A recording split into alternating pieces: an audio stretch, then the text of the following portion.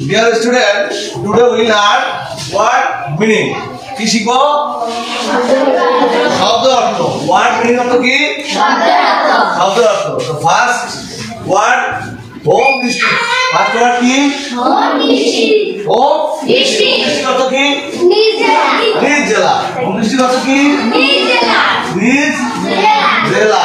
Home district অর্থ নিজ জেলা। তারপর second word headquarters. কি? সবাই আমার সাথে বলো headquarters. Headquarters. Headquarters শব্দ সদর দপ্তর। কি? সদর দপ্তর।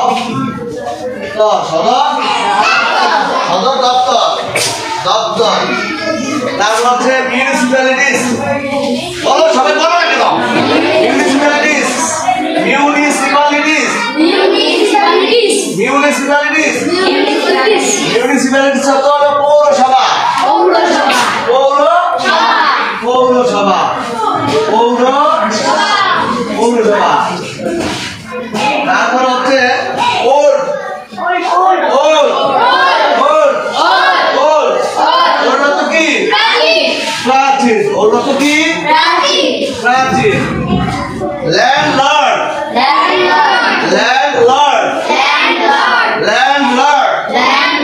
ল্যান্ডলর্ড তো জমিদার।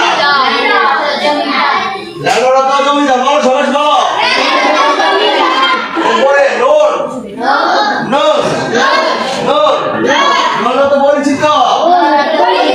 নোন তো পরিচিত। আর হচ্ছে এরিয়া। এরিয়া তো এলাকা। এরিয়া তো এলাকা। ল তো কি? হ্যাঁ জানো ল তো কি? হ্যাঁ প্রবাহিত হওয়া। প্রবাহিত হওয়া। ধন্যবাদ। প্রবাহিত হওয়া। তারপরে কাউন। কাউন তো কি? কাউন বলো কাউন। কাউন তো শহর। হ্যাঁ সবাই বলো ধরে বলো। কাউন তো শহর।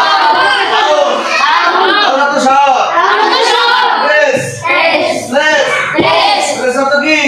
জায়গা। প্লেস তো কি? জায়গা। প্লেস তো কি?